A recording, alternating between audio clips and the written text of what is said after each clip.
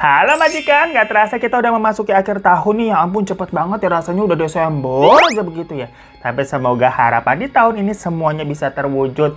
Amin. Makanya kita rayakan yuk sama-sama pakai es kopi kekinian favorit gua dari sepanjang tahun ini tuh. Apalagi kalau bukan Pikopi Gula Aren. Kita bikin sama-sama yuk. Langsung aja seperti biasa, masukin tuh 1 sachet Pikopi Gula Aren. Terus seduh dengan air panas kira-kira 1/4 gelas dan aduk sampai bubuknya larut semua. Dan karena gue sukanya kopi yang dingin, gue tambahin es batu, gengs. Jadi deh, es Pikopi Gula Aren asyiknya real kopi aren. Wanginya bener-bener real kopi aren banget ini, gengs. Yuk kita minum dulu ya sebelum gue cerita panjang lebar nih. Dan kalau kalian mau dengerin gue cerita, mending ikutan minum Pikopi Gula Aren juga deh kayak gue. Karena rasanya aduh, nggak usah diragukan lagi. Wah, beneran seenak itu. Manisnya pas, wangi dan rasa gula arennya juga nampol. Apalagi dibuat dingin-dingin begini nih, aduh jadi tambah enak banget. Makanya nih nanti kalian kalau mau tahun baruan, cocok banget ngerayain bareng teman-teman atau keluarga pakai Pikopi Gula Aren. Nyetoknya dari sekarang aja tapi. Beli tuh di minimarket atau supermarket terdekat, soalnya takut kehabisan. Mumpung lagi ada promo juga, buy two get one. Wah, Pikopi Gula Aren asyiknya real kopi aren. Nah, karena kita udah ditemenin sama Pikopi Gula Aren nih, sekarang kita mulai ke ceritanya.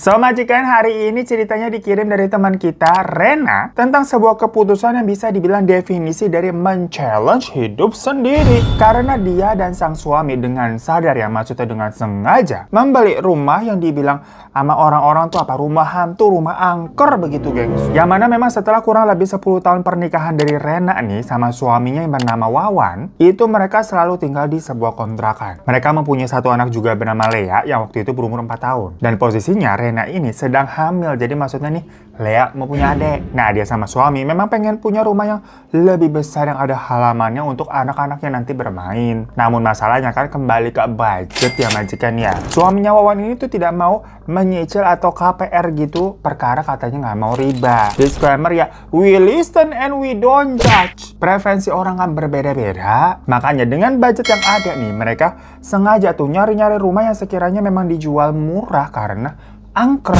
Jadi maksudnya bukan sengaja nyari rumah angker, tapi ya dengan maksud berburu hantu misalkan, atau demen nama cerita-cerita horor begitu, tidak sama sekali. Melainkan memang rata-rata kan kalau rumah-rumah yang dibilang orang-orang tuh horor lah, angker lah, itu biasanya lama lakunya, nggak laku-laku, malah kan dijual tuh kagak ada yang mau beli. Akhirnya banting harga tuh, harganya miring. Udah tujuannya itu aja, gengs, biar masuk ke budget cenah gitu. Ih, masuk akal juga ya. Karena Wawan sendiri sebenarnya tidak percaya ataupun takut dengan cerita-cerita horor. Ya udah nih ya, setelah hunting cukup lama, terdapat tuh beberapa list rumah yang mereka datangi yang rata-rata memang belum terjual bertahun-tahun. Namun sama mereka tentunya dikurasi lagi ya. Karena emang ada nih yang murah banget, tapi dilihat mah udah kondisinya terbengkalai bertahun-tahun gitu kan, menyebabkan bangunannya jadi rusak dan tampaknya butuh banyak perbaikan. Ya namanya kalau renovasi, apalagi renovasi besar, tentunya juga budget lagi-lagi kita ngomongin. Murah sih emang harga rumahnya, tapi kalau renovasinya mahal kan sami mawon majikan. Ada juga nih murah yang bangunannya lumayan layak gitu, tapi ternyata setelah nanya ke sekitar, bukan hanya karena angker nih yang nggak laku-laku, tapi karena juga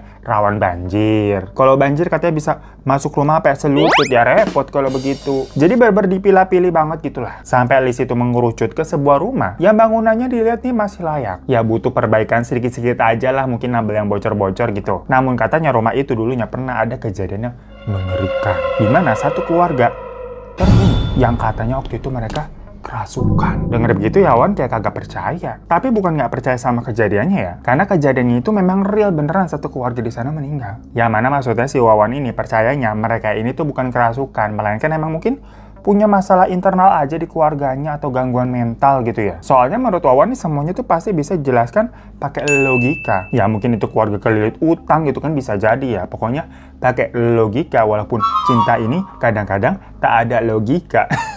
Tapi dengar begitu si Rena ini kayak nggak serok. Maksudnya ya kok serem banget histori rumahnya ya. Ini tuh bukan cuma sekedar rumah angker yang mungkin ada hantunya aja, nggak tahu tuh junjungannya hantunya dari mana. Melainkan berarti ini rumah kan memang ada historinya, pernah ada kejadian tragis. Ya kalau dari sisi Rena pribadi sih dia nggak apa-apa kalau misalkan mau KPR. Tapi kan dia berbeda pandangan nih sama suaminya, jadi sebagai istri nurut baik. Namun maksudnya kalau misalkan nggak mau KPR, ya udah ngontrak aja ke kemarin-kemarin lah. Cari yang lebih besaran gitu juga nggak apa-apa. Yang intinya dia mah kagak srek dan takut sama cerita tadi tuh, cerita akan histori rumah itu. Namun ujung-ujungnya keputusannya tetap dibuat si Wawan kalau dia mau ngambil rumah itu. Soalnya kalau Wawan pikir nih, misalkan kontrak terus ya, itu kan keluar duit tapi kita nggak punya propertinya. Wawan pokoknya bilang nanti direnov-renov dikit lah, dibagusin, pasti bisa kelihatannya bagus gitu, jadi nggak ada horor-horornya. Yang jelas pokoknya rumah itu tuh udah nggak kejual dan nggak dihuni berarti ya selama 6 tahun. Lebih lama daripada umur anak mereka. Si Lea kan baru 4 tahun. Singkat cerita ya udah nih, tetap dibeli tuh rumahnya dengan cash dan mereka pindah ke sana. Waktu itu pokoknya mereka beli rumahnya itu di tahun 2017 dengan harga 450 juta dengan luasan tanahnya tuh 200 meter. Untuk wilayahnya Rena bilang nggak usah disebutin ya. Yang jelas memang itu hitungannya sih termasuk murah dengan luasan seperti itu dan lokasinya terbilang ya cukup oke lah. Nah tapi karena perkara uang berarti kan udah habis nih buat beli rumah secara cash. Jadinya untuk renovasi kecil-kecilan nih dilakukan sama Wawan sendiri. Waktu itu pas si Wawan lagi bersih-bersihin rumput liar tuh di halaman belakang, Wawan nemuin ada ular hitam yang langsung masuk ke dalam tanah. Wah, bahaya juga nih, ternyata ada ular ya, ukurannya kecil sih. Kayaknya mungkin itu anaknya ular ya. Ya namanya udah lama kosong nggak ditinggalin, rumputnya juga awalnya tuh tinggi-tinggi. Jadi dibabatin langsung tuh semua rumputnya gitu kan. Sekeliling rumah juga dia taburin garam tuh biar ularnya nggak masuk ke dalam rumah. Karena waktu denger katanya ternyata di belakang halaman tuh ada ular ya ketakutan. Apalagi dia memang paling takut sama hewan ular. Ngelihatnya aja udah ngeri katanya. Dan berhubung ularnya nih belum ketangkep, jadi Rena minta bantuan sama orang sana juga. Ada namanya Pak Ilyas buat nangkap ularnya. Pak Ilyas ini memang katanya biasa dimintai sama warga sana tuh buat bantu-bantu apa aja ya. Palu gada lah istilahnya ya. Ya maksudnya walaupun tadi semua dikerjain sama Wawan, cuma kalau untuk urusan nangkap ular doang gitu daripada si Wawan ya kagak bisa gitu, dia juga takut nggak keberatan lah bayar orang. Tapi anehnya waktu Pak Ilyas nanya lihatnya di mana, ditunjukin kan sama Wawan. Di situ tuh kemarin di belakang di bawah pohon nangka. Jadi di halaman belakang mereka tuh ada pohon nangka gede gengs dan masih berbuah itu. Nah Pak Ilyas kayak agak ragu-ragu dan bilang, aduh, saya nggak berani gali-gali di situ, Pak. Si Pak Ilyas tuh sempat bilang begitu, gengs. Tapi pas ditanya, loh kenapa nggak berani, Pak? Si Pak Ilyas kayak gelagapan dan ngelas.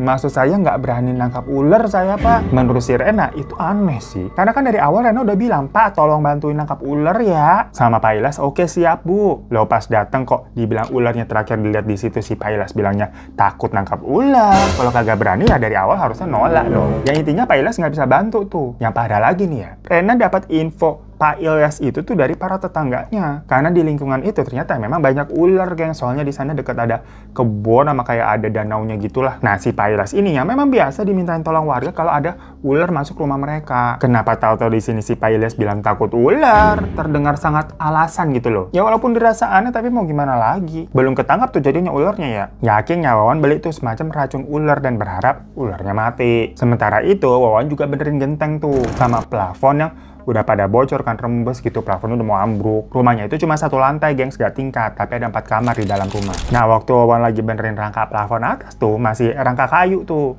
Ambruk sampai si Wawan jatuh. Lumayan kan plafon tingginya kurang lebih 3 meter. Kayunya udah lapuk mungkin soalnya. Kaget banget tuh si Rena, suaminya merenggang kesakitan, jatuh dari atas. Bahaya loh itu loh. Nah, tapi di situ si Rena sempat melihat ada kaki yang tergantung di atas plafon. Jadi kan plafonnya apa jebol ke bawah ya. Perkara si Wawan tadi tuh maku-maku di atas, nginjek rangka kayunya mungkin ternyata lapuk, jebol. Nah, Rena yang panik tuh sempat ngelihat ada kaki yang ngegantung dari bolongan yang jebol itu. Tapi abis itu kakinya narik lagi ke atas hilang. Waktu itu si Rena mikirnya itu siapa gitu, Pak Ilyas apa siapa gitu, karena lagi bantuin Wawan dia nggak tahu. Karena setahu dia Wawan ngerjainnya sendirian. Dan karena saking paniknya, si Rena ini tuh langsung lari keluar minta tolong ke tetangga. Ya akhirnya Wawan ini dilarikan ke rumah sakit. Patah tulang dia, guys. Ada-ada aja ya. Ya udah habis dirawat di rumah sakit, Wawan kan harus sampai digips dan pakai kursi roda. Untungnya sih tidak sampai menyebabkan cacat tapi gimana gitu ya. Cuma ya patah tulang gitu, recovery-nya lama. Yang mana jadinya untuk sementara waktu ya mereka belum bisa beresin bener-bener itu rumah. Ya udah dibiarin begitu dulu aja padanya. Tapi kalau dibersihin mah ya udah ya dari kemarin-kemarin. Masalahnya kan ini masih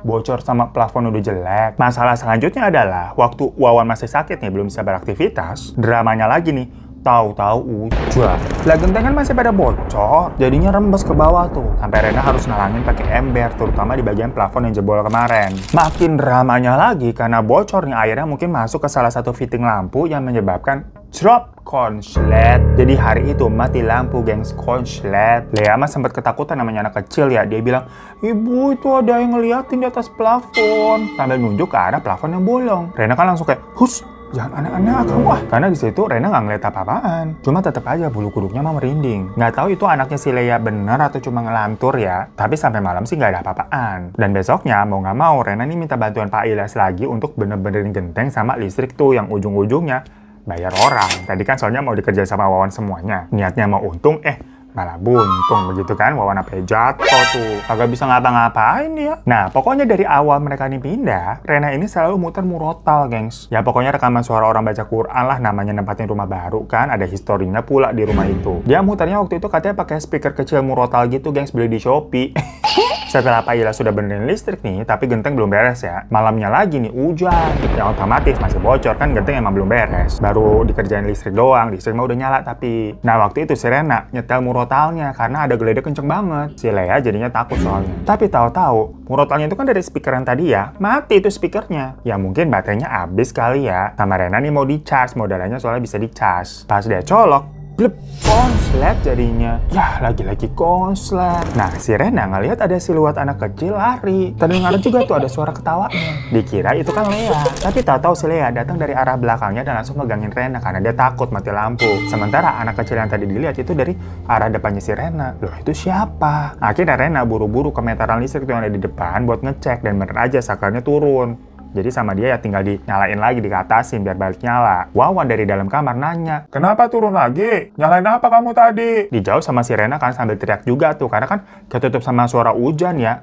"Itu tadi ngecas speaker." Dibalas lagi tuh sama si Wawan dari kamar. "Ah, buang aja itu speakernya berisik." Si Rena kaget, maksudnya yang beli itu speaker lah juga si Wawan emang buat murotalan di rumah. Dan yang lebih apa ya, bisa dibilang ya agamis segala macam itu kan suaminya. Kenapa murotal dibilang sama dia berisik? Pas Rena sampai ke kamar, ternyata si Wawan lagi tidur, gengs. Posisinya ambil ngorok pula. Si suaminya ini emang kalau tidur ngorok katanya. Maksudnya tapi cepet banget, tadi kan abis saut-sautan gitu, tau-tau lah udah ngorok aja pules. Rena merinding tuh. Tadi bener suara Wawan atau bukan? Soalnya kan agak nyaru sama suara hujan ya. Karena kan posisinya si Rena lagi di teras tuh. Hujan gede nyalain meteran listrik. Si Lea dari luar kamar bilang, "Bu, ini airnya luber." Jadi air tampungan di ember yang buat nadahin bocor tuh udah penuh, luber. Ya udah sama si Rena diambil tuh pakai gayung untuk dibuang ke kamar mandi untuk dikosongin lagi embernya. Soalnya embernya gede. Habis itu dia ke dapur tuh buat ngambil minum. Karena rasanya kayak aus banget ngerjain ini itu gitu kan, mana dia lagi hamil. Si Lea manggil lagi, "Bu, ini airnya luber." Kok luber lagi? Pas dilihat bener aja tuh, ember yang tadi udah dikosongin ya, tahu-tahu udah penuh lagi, baru ditinggal sebentar loh ke dapur. Padahal area netes itu nggak gede-gede banget gitu loh, nggak kayak Arthur Gebros itu enggak. Embernya juga kan ember besar gitu yang biasa dipakai si Lea buat mandi berendam anak-anak. Mau nggak mau sama Rena dibuang lagi kan airnya pakai gayung tuh bolak-balik ke kamar mandi deket situ. Makanya tadi Rena capek, aus, minum di dapur. Setelah udah kosong nih, si Rena merhatiin lagi tuh ke atas bocoran yang plafon bolong itu. Bener kok airnya kayak deret, masuknya lama gitu, yang harusnya buat sampai penuh sampai luber ya lama. Aneh banget, ditungguin tuh sama dia kan. Pokoknya dia meyakinkan kalau airnya tuh untuk penuh tuh harusnya lama, nggak secepat itu. Tahu-tahu dari atas tuh ada yang ngintip gengs dari plafon. Tapi kayak cuma nongol dikit gitu, terus udah kabur gitu. Macam kayak ada orang yang ngintip terus kegap terus dianya kabur. Ya Rena kaget dong. Apaan tuh, siapa tadi tuh? Dia langsung bangunin si Wawan. Pas mereka senterin ke atas sih nggak ada apa-apa ya, bisa kan gelap juga. Si Wawan nanya, "Tadi emang orangnya kayak gimana? Takutnya maling kan?" Rena bilang, "Ya kayak anak kecil sih, nggak tahu sih kalau anak kecil ngapain naik-naik ke situ, nggak mungkin maling juga sih." Tapi Rena antara yakin nggak yakin gitu, soalnya nongolnya cuma kayak seret gitu doang cepet. Akhirnya mereka berdua masuk ke kamar, ngunci pintu dan membahas hal itu. Yang keduanya sepakat, kayaknya yang tadi dilihat memang bukan orang.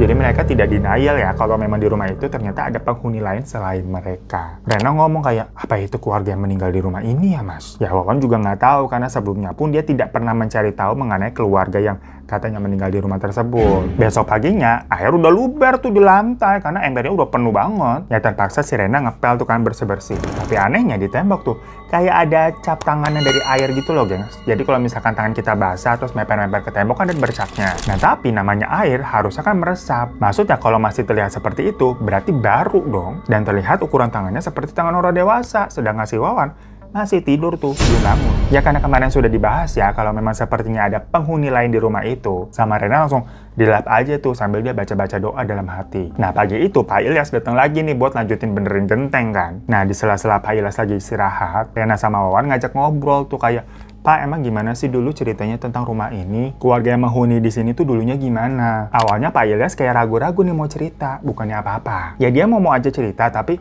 nggak di situ juga. Ini kan tempat kejadiannya langsung on the spot ya. Cuma berhubung siang-siang gitu kan, Wawan sama si Rena juga ngajak ngobrolnya sok-sok dibuat santai gitu sambil makan gorengan segala macam. Ya akhirnya Pak Ilyas nih terbujuk cerita lah. Dulu katanya rumah itu tuh dihuni sama ada sebuah keluarga, ada nenek, suami, istri, sama 4 orang anak mereka. Mereka semua ini hampir 20 tahun tinggal di sana. Dan berbaur sama tetangga sekitar, bukannya menutup diri gitu, enggak. Mereka juga ngerawat rumahnya, renovasi segala macam. Pokoknya dirawat seperti keluarga normal pada umumnya di mata para tetangga lah. Sampai anak-anaknya udah pada gede-gede nih, dan anaknya nomor 1 tuh perempuan menikah, terus keluar dari rumah. Cuma ada gosip kalau katanya pernikahannya itu tidak disetujui. Makanya anak nomor 1 itu tuh semacam kayak mungkin kawin lari ya bisa dibilang ya. Habisnya pas nikah nih nggak ngundang tetangga, dan setelahnya nggak kelihatan lagi balik-balik ke rumah, udah hilang aja gitu. Sampai adiknya nih atau anaknya nomor 2 cowok tuh menikah juga, pokoknya selang 2 tahun tadi setelah nomor 1 menikah. Nah di situ ngundang tetangga-tetangga, apalagi tetangga kanan kiri. Dan anak nomor 2 ini habis menikah ya keluar dari rumah, tapi sesekali masih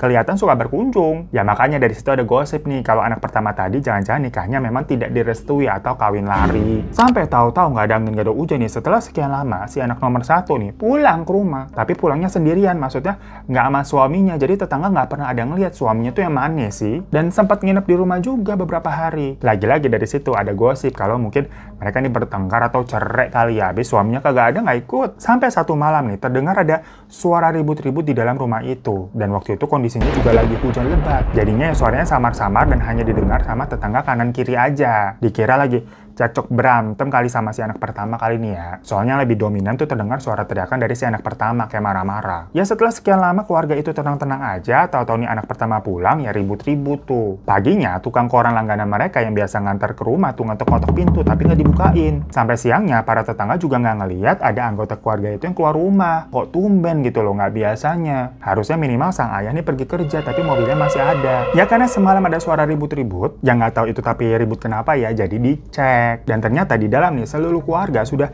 tergeletak dengan kondisi leher yang pakai pisau. Yang mana sepertinya melakukannya itu adalah si anak pertama, karena pisaunya dia tusukkan ke perutnya sendiri.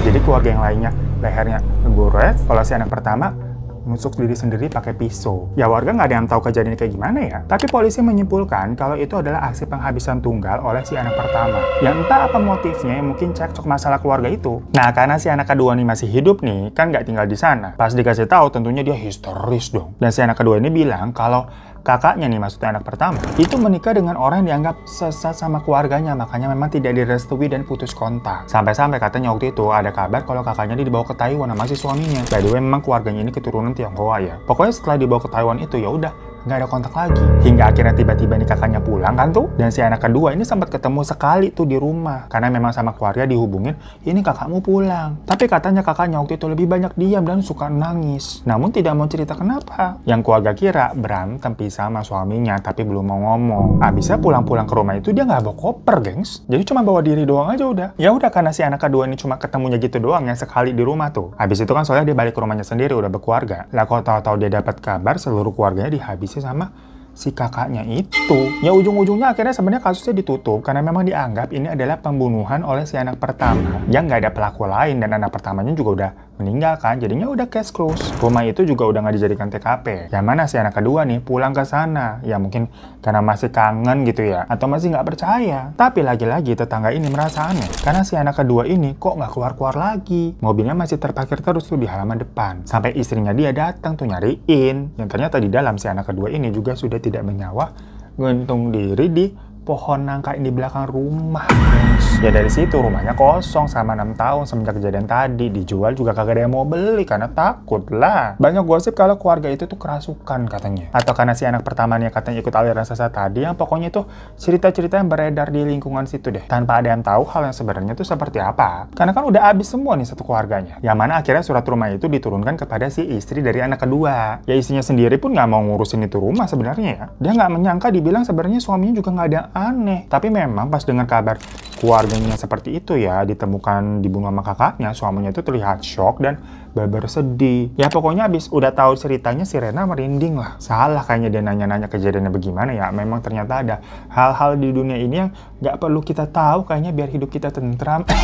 Udah tuh sampai abis sore si Payless balik dan katanya genteng udah selesai, cuma ya harus nunggu hujan dulu kan biar dicek emang bener masih bocor apa kagak. Dari kemarin soalnya hujannya malam terus. Nah di situ Rena sama Wawan diskusi nih mengenai cerita tadi tuh dari rumah baru mereka. Ya Wawan bilang kalau niatan awalnya kan memang mereka ini mencari rumah yang seperti ini yang dibilang berhantu supaya harganya miring. Kalau tidak ada cerita yang berhantu ya mungkin harganya kagak miring begini mahal. Tapi ya Rena ngomong, kukira maksudnya nih rumah-rumah dengan cerita-cerita horor tuh cuma cerita-cerita orang doang. Bukan beneran ada penghuni lain seperti ini. Ya Wawan nimpalin nih, ya udah selama mereka nggak ganggu, nggak sampai nyakitin kita ya udahlah. Toh memang di dunia ini kan kita hidup berdampingan. Di situ sebenarnya si Rena mikir, ini Wawan jatuh kemarin tuh beneran kecelakaan atau ada perbuatan campur tangan dari si hantu sih? Cuma ya itu tidak disampaikan ke Wawan ya, cuma di hati sama pikirannya aja. Sampai si Wawan nih ngomong, ya udah nyalain lagi aja murotalnya, mana kemarin tuh speakernya. Ya Rena ngejawab kan, lah katanya kamu suruh buang kemarin dikata berisik, gimana sih? Tapi Wawan malah menyangka kayak,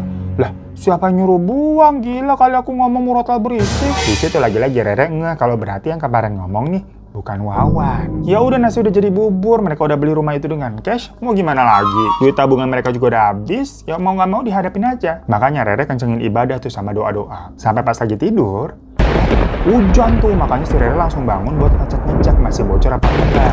Ternyata masih gengs, tapi dikit sih, memang tidak sebanyak kemarin. Ya sama Rena ditadain ember lagi tuh. Dan mumpung kebangun, dia sholat malam lah sekalian. Wawan sama Lea masih tidur. Biasanya si Wawan juga suka Rena bangunin kalau misalkan dia mau sholat malam. Tapi karena kondisinya Wawan lagi sakit begitu, jadi ya wudhu aja susah, dibiarin aja lah tidur. Udah nih habis sholat aman, gak ada apa-apaan kok. Tapi pas dia naik ke kasur nih mau lanjut tidur, lampu di kamarnya tuh kayak kedip-kedip gengs, semacam kayak lampu tidur, lampu yang dari lantai gitu loh yang tinggi, bohlamnya tuh kedip-kedip. Sama Rena mau diputar lagi kan tuh bohlamnya, mungkin kendor atau gimana. Tapi tahu-tahu prang, bohlamnya pecah. Dan lagi-lagi rumah konslet barengan dengan suara geledek, gengs. Jadi drama total tuh, kagetnya tuh antara biar pecah sama geledek. Wawan ya jadinya kebangun. Sementara Rena meringis kesakitan, tangannya kena pecahan bohlam. Lea di kamar juga terdengar nangis-nangis tuh manggilin ibu sama bapaknya. Karena mungkin tadi dia kebangun ya dengar suara Rena tuh teriak dan keadaan udah mati lampu tuh. Karena chaos, si Rena langsung lari tuh ke kamar Lea buat ngecek dan langsung nenangin anaknya. Tapi si Lea bilang kayak, takut puy, mereka serem, sambil nunjuk ke arah jendela. Terlihat tuh ada 3 sosok gengs, ada bapak-bapak, ibu-ibu, sama nenek-nenek berdiri di luar jendela bersamaan dengan cahaya petir yang membuat sosok itu tuh terlihat jelas. Tapi semua kepalanya kayak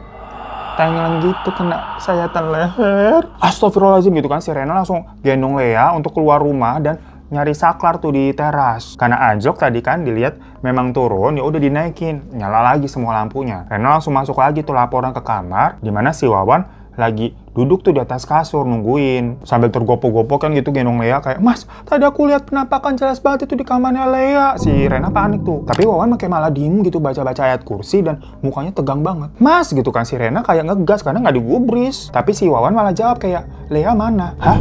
Lea? Si Rena yang lagi gendong, kan bingung ya. Pas dilihat ternyata yang dia gendong itu bukan Lea, melainkan sosok anak kecil dengan kepala yang tengleng juga, gengs. Ada bekas luka di lehernya, senderan di bahunya Rena. Astagfirullahaladzim, di situ Rena jatuh pingsan. Bangun-bangun, dia udah ada di rumah sakit tuh, dianterin sama warga. Ternyata tadi Wawan minta tolong. Dan terlihat si Wawan nangis-nangis tuh megangin tangannya Rena. Rena merasa sakit banget gitu perutnya. Yang ternyata dia keguguran, gengs, karena jatuh tadi. Dari situ nih warga ya, khususnya para tetangga tuh pada prihatin. Maksudnya mereka juga akhirnya ikut geram nih karena penghuni lain di rumah itu kok sampai bikin celaka istilahnya. Walau nggak secara langsung ya, tapi kan Rena ini keguguran karena jatuh pingsan kaget. Yang dia gendong tuh bukan si Lea. Sementara ternyata anaknya Lea itu masih ada di kamar, gengs, waktu ibunya gendong sosok itu. Jadi dia lihat. Akhirnya setelah diperbolehkan untuk keluar dari rumah sakit ya, yang pertama-tama warga lakukan itu pada iuran untuk benerin genteng sampai bener-bener udah nggak bocor. Habis itu pada rame-rame ngadain pengajian dan manggil ustadz, gengs. Sekalian ya selamatan rumah itu. Ya pokoknya untungnya di sana warganya pada baik. Mereka prihatin atas kegugurannya si Rena dan itu sebagai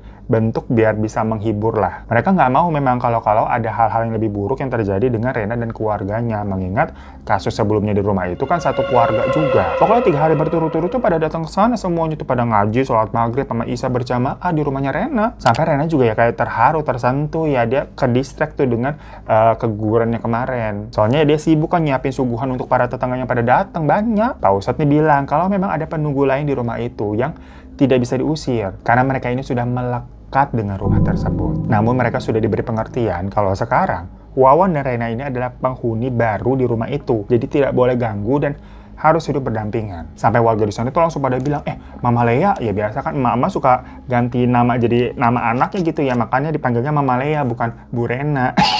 Mama Lea pokoknya nanti kalau ada penampakan atau diganggu lagi langsung lapor ke kita aja ke warga ya, biar sama-sama kita geruduk tuh setannya. Jadi ngamuk itu warga, gengs. Ya sejak saat itu Wawan sama Rena ini sudah bisa mulai berdamai atas kegugurannya dan mengakui juga kalau mereka ini hidup berdampingan dengan penghuni lain di rumah tersebut. Ya tapi sesekali masih suka terlihat tuh kayak ada penampakan. Ya mungkin penghuni lain di sana tuh sedang beraktivitas. Tapi udah nggak ganggu atau kayak nampakan diri terang-terangan di depan Rena sama keluarganya sampai ngagetin ya. Ya mungkin sebenarnya penghuni lain itu beraktivitas seperti biasa aja, dan kalau misalkan energinya lagi besar, jadi kayak berasa gitu, gengs. Atau sekilas nggak sengaja kelihatan gitu seleweran, lewat-lewat tanpa maksudnya, nggak ganggu kali ya. Hingga berjalannya waktu, pas ada rezeki, Wawan sama Rena nih merenovasi rumah tersebut tuh biar lebih homey dan jauh dari kesan angker. Sampai-sampai bener-bener menjadi rumah yang banyak ceritanya deh pokoknya, maksudnya banyak cerita indah. Tapi tetap sesekali dengan kayak ada penampakan-penampakan yang nggak sengaja yang kayak tadi tuh ya. Cuma kan lama-lama udah biasa. Pokoknya mereka di rumah itu tuh akhirnya 10 tahun gengs tinggal. Sampai memang alhamdulillahnya ada rezeki lagi untuk bisa beli rumah yang lebih bagus. Dan akhirnya mereka pindah rumah. Tapi rumah yang sebelumnya tuh katanya kodorullahnya Evan ya, mudah banget loh dijualnya. Nggak ada tuh istilahnya sampai bertahun-tahun. Karena ya mungkinnya udah hampir direnov total jadi bagus ya. Nggak ada kesan horor sama sekali. Dan cerita horor yang dulu itu kayak udah tenggelam aja di lingkungan sana. Tergantikan sama cerita dari keluarganya Rena dan Wawan yang ya baik-baik aja gitu loh. Tapi nggak tahu sih penghuni baru yang beli rumah itu tuh punya cerita apa di dalam rumah tersebut. Tapi kata Rena sih insya Allah baik-baik aja ya. Karena sepertinya sampai sekarang pun pembelinya ya masih menempati rumah itu.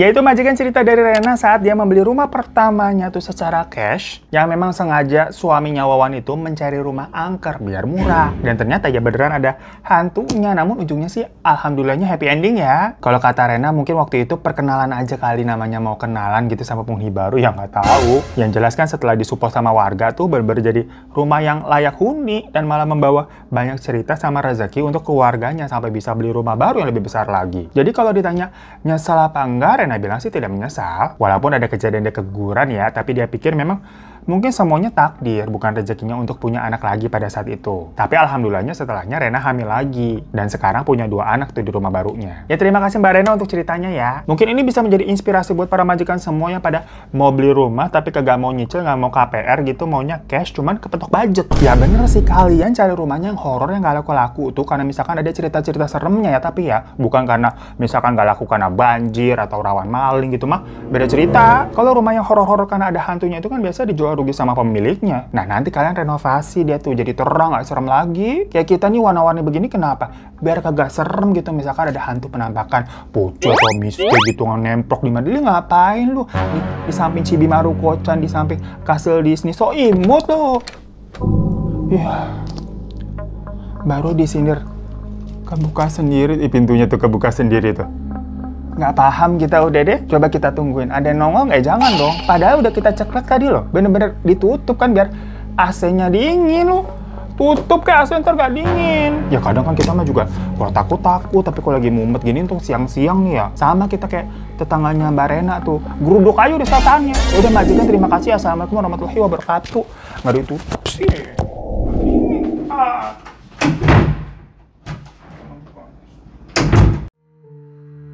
Janganlah takut, ceritakan padaku.